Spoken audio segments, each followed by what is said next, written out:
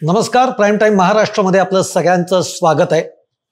Donald Trump हे 3 महिन्यापूर्वी अमेरिकेच्या अध्यक्षपदावर आरूढ झाले आणि त्यानंतर त्यांनी एक टेरिफ कार्ड खेळलं. आयात शुल्क त्यांनी वाढवलं आणि त्याचा परिणाम आज आपल्याला सगळ्या जगावर बघायला मिळतोय.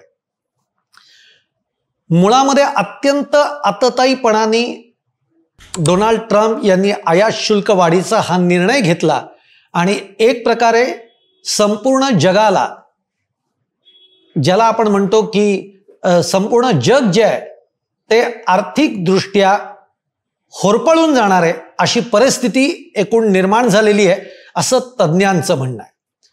आणि आजच जर आपण बघितलं तर अमेरिकेमध्ये सुद्धा याचा भडका उडाल्याचं आपल्याला बघायला मिळत आहे.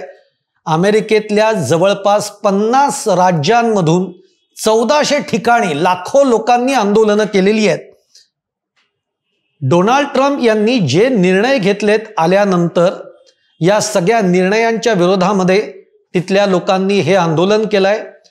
आज जगातले म्हणजे सगळे तज्ज्ञ आहेत ते असं म्हणतायत की आज डोनाल्ड ट्रम्प यांच्या या निर्णयामुळे जगाला तर फटका बसणारच आहे, पण अमेरिकेला सुद्धा किंवा अमेरिकेच्या अर्थव्यवस्थेवर सुद्धा याचा खूप मोठा परिणाम हा होणार आहे. आता मुळात गंमत काय झालेली आहे तर डोनाल्ड ट्रम्प हे मुळामध्ये धाडसी निर्णय घेण्यामध्ये खूप माहीर आहेत. हे त्यांच्या आधीच्या टर्ममधनं सुद्धा आपण बघितलंय आणि या वेळेला सुद्धा अशाच प्रकारे हा जो आयात कराचा निर्णय आहे तो त्यांनी धाडसी निर्णय घेतला. तो निर्णय घेण्यामागे त्यांचं असं म्हणणं आहे की हा निर्णय जो मी घेतोय तो अमेरिकेची आर्थिक जी काही अवस्था आहे ती सुदृढ करण्यासाठी हा निर्णय महत्त्वाचा आहे किंवा हा निर्णय घेणं हे गरजेचं आहे असं त्यांचं म्हणणं आहे. परंतु आज जो काही त्यांनी आयात करावरचा निर्णय घेतलेला आहे, अनेक देशांना, मग काही देश आहेत की ज्यांना 10%, काही देशांना 12 ते 14%, काही देशांवर 25-26%, काही देशांवर 32%, तर काही देशांवर 40% आयात कर त्यांनी लावलेला आहे. म्हणजेच काय झालंय तर जे देश हे अमेरिकेला निर्यात करतात, म्हणजे अमेरिका ज्या ज्या देशांकडून जो माल आयात करतं त्या आयात मालांवर अमेरिकेनं हा कर लावलेला आहे. आता चीन सारख्या देशावर अमेरिकेनं जवळपास 40% कर लावलेला आहे, पण चीन हा या अमेरिकेच्या कराकडे फार गांभीर्याने बघणार नाही, जरी चीनवर याचा परिणाम होणार असला तरी, कारण अमेरिका ही खूप मोठी बाजारपेठ आहे जगाच्या दृष्टीनं. पण चीन देखील, बलाढ्य चीन हा देखील अमेरिकेच्या अशा कुठल्या कृत्यांना यापूर्वीही तो जुमानताना आपल्याला बघायला मिळालं नाही. त्यामुळे ही जी करवाढ आहे या दृष्टीनं चीन कसं बघतोय हे आता पुढच्या काळामध्ये आपल्याला कळेल. पण आपण आपल्या भारताचा जर विचार केला तर भारताच्या दृष्टीनं सुद्धा, म्हणजे यापूर्वी अनेकदा डोनाल्ड ट्रम्प असं म्हणालेले आहेत की पंतप्रधान नरेंद्र मोदी हे माझे खूप चांगले मित्र आहेत, पण गेल्या काही काळामध्ये नरेंद्र मोदींनी अमेरिकेच्या हिताचे काही निर्णय घेतलेले नाही आहेत आणि त्यामुळे जर आपण बघितलं तर अमेरिकेनं भारतावर सुद्धा जवळपास 26% आयात कर लावलेला आहे. आता याचा परिणाम भारतावर काय होऊ शकतो तर भारतावर देखील याचा खूप मोठा परिणाम हा होणार आहे, जो अजूनपर्यंत समोर आलेला नाही किंवा मोदी सरकारकडून याचं काय जे गांभीर्य आहे हे अजून देशापुढे आलेलं नाही आहे. खरं तर हे गांभीर्य मोदी सरकारने सांगायला पाहिजे.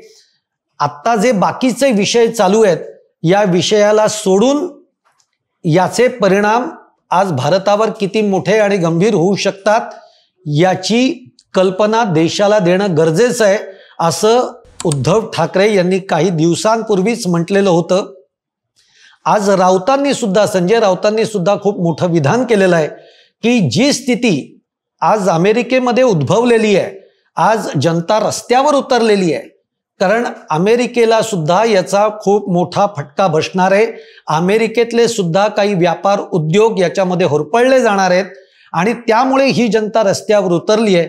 ही परिस्थिती भारतामध्ये सुद्धा होऊ शकते असा इशारा संजय राऊतांनी दिलेला आहे.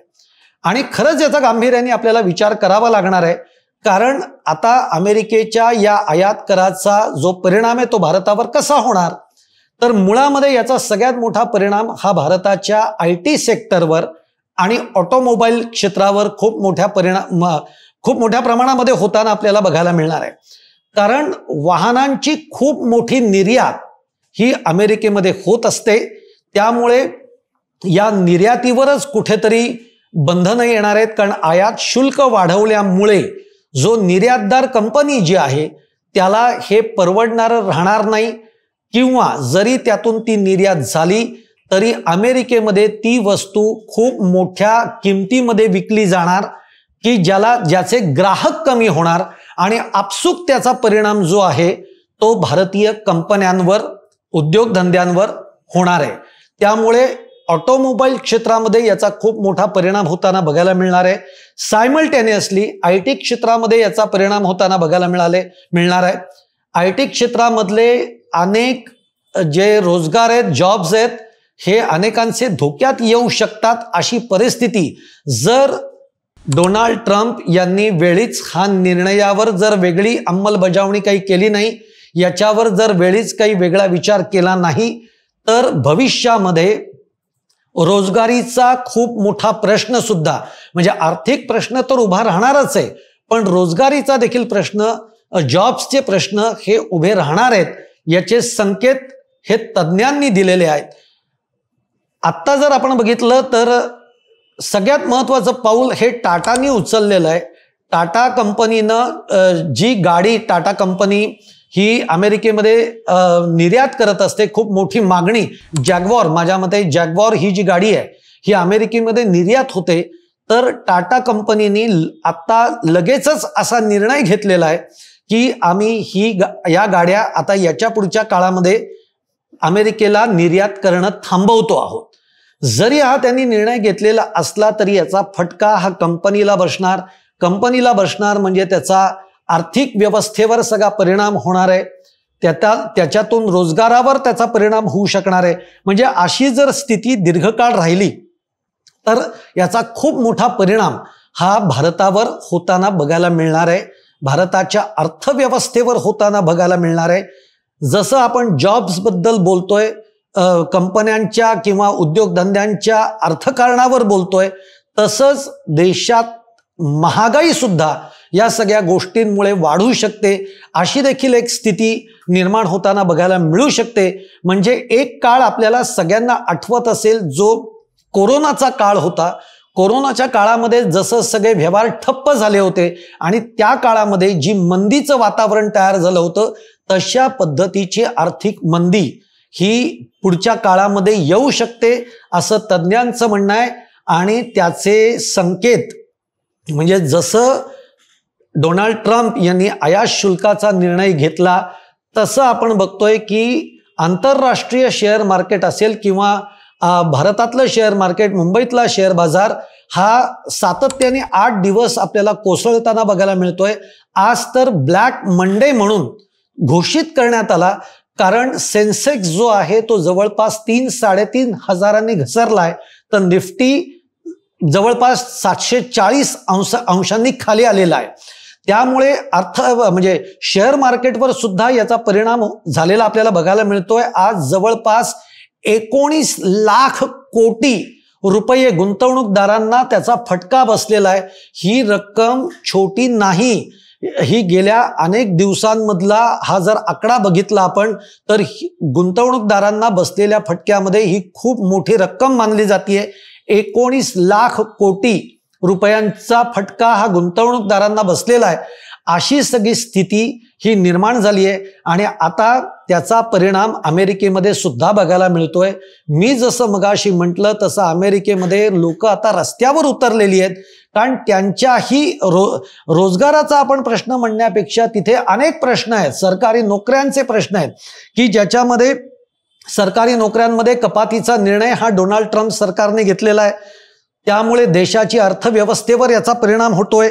मानवाधिकाराचा काही प्रश्न तिथे अमेरिकेमध्ये आहे आणि त्याचप्रमाणे हे टेरिफ धोरण, या सगळे मुद्दे घेऊन अमेरिकन जनता ही रस्त्यावर उतरलेली आहे आणि डोनाल्ड ट्रम्प यांच्यावरचा दबाव वाढतोय की तुम्ही टेरिफ जे काही लागू केलेलं आहे, आयात कर जो लागू केलेला आहे, याचा पुनर्विचार तुम्ही करावा, असं अमेरिकन जे व्यापार उद्योग आहेत ते देखील आज तो दबाव वाढवत आहेत. पण अजूनपर्यंत तरी ट्रम्प हे आपल्या मुद्द्यापासून, आपल्या निर्णयापासून ते ढळू इच्छित नाहीयेत असं दिसतं. कारण डोनाल्ड ट्रम्प यांनी नुकतंच असं विधान केलेलं आहे की थोडीशी कळ ही अमेरिकन जनतेला सोसावी लागेल, पण भविष्यामध्ये याचे चांगले परिणाम हे अमेरिकेला बघता येणार आहेत.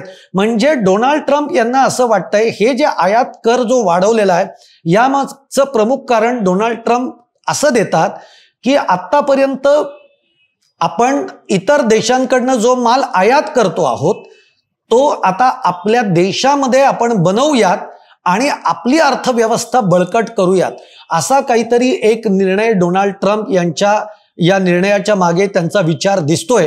पण हा निर्णय हा योग्य नाही. हा हळूहळू जर डोनाल्ड ट्रम्प सरकारने घेतला असता तर कदाचित जे डोनाल्ड ट्रम्प यांना साध्य करायचे ते होऊ शकलं असतं. पण एकदम अशा पद्धतीने आयात शुल्क वाढवून डोनाल्ड ट्रम्प ही अमेरिकेची अर्थव्यवस्था सुद्धा खिळखिळी करतायत आणि एकूण जगाची अर्थव्यवस्था देखील यामध्ये होरपळून निघणार आहे असं तज्ज्ञांचं म्हणणं आहे.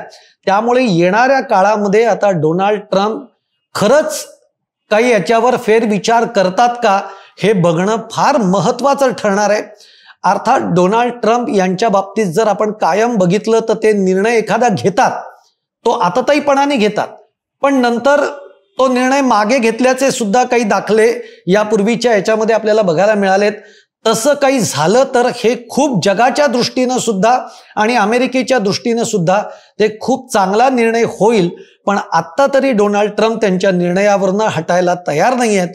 पण जर ही स्थिती अजून काही काळ राहिली तर जगाला मात्र मंदीचा खूप मोठा सामना करावा लागेल अशी स्थिती ही निर्माण झालेली आहे.